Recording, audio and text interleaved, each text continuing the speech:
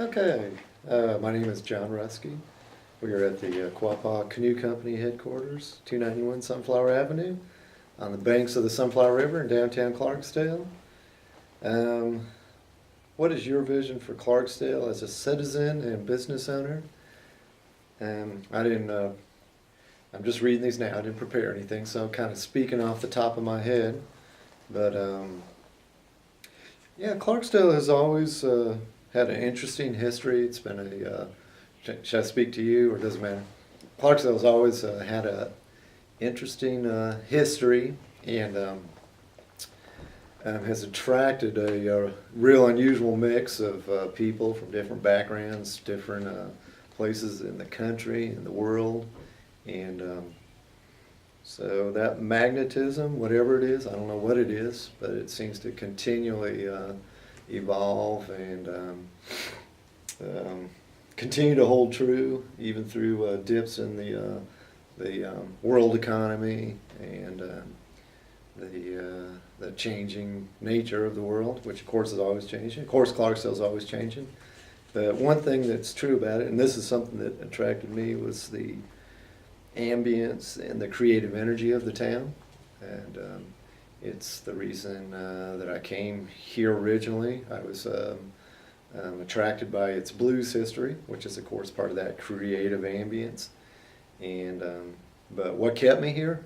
I've lived here longer than I've lived anywhere in my life. I'm from Colorado originally, and it's, yeah, there's something about that, a continual evolution of that creativity that attracts me and keeps me here.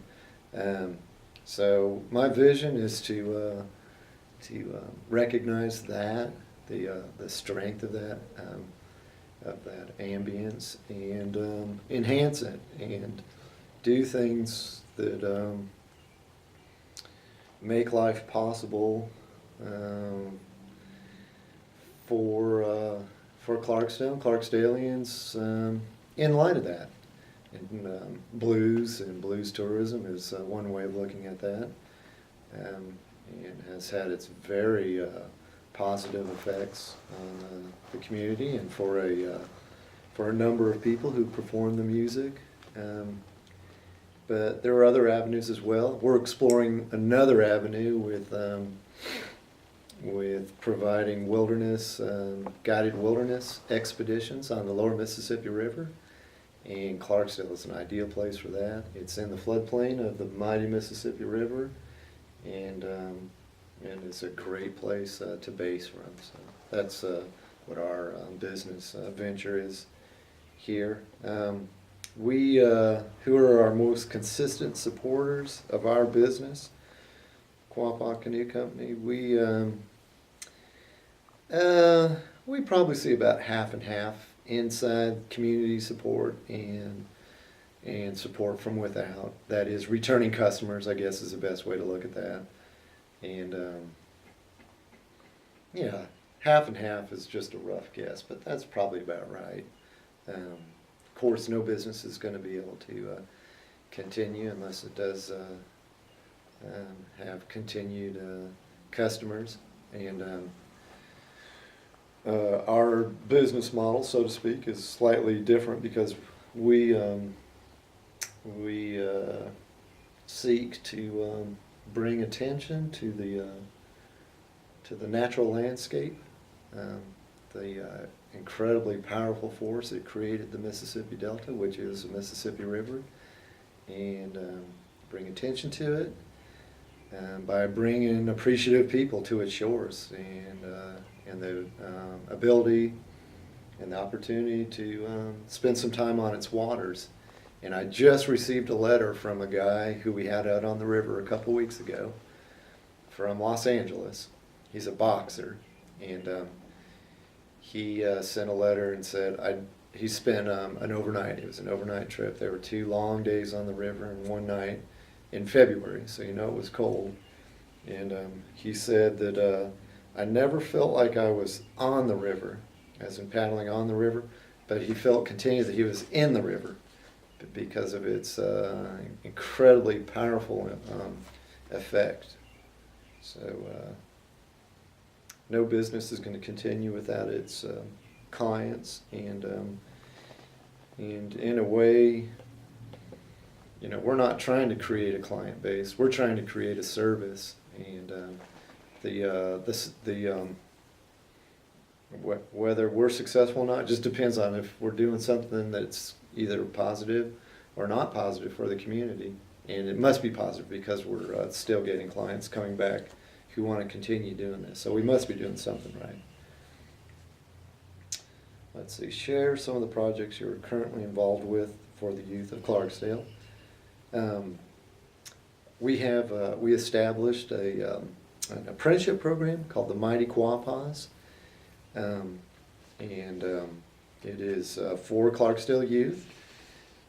We've taken apprentices from wherever they come, wherever there's interest. Our whole purpose is to create access for youth, just as we do for adults as our clients. But for youth, it's a program that involves canoe building and wilderness guiding on the Mississippi River. It's kind of similar to Boy Scouts because the apprentices learn to paddle, to steer their own canoes, and once you're on the island, to build a fire, to cook on a fire, to make good food, to put up tents, take down tents, anything that's involved in kind of wilderness survival. We do everything the Boy Scouts talk about, but we actually do it, and we do it in real life situations. And it's a paid apprenticeship, so when the company gets paid by our clients, the apprentices get paid. It's modeled after my experience with Johnny Billington, Mr. Johnny.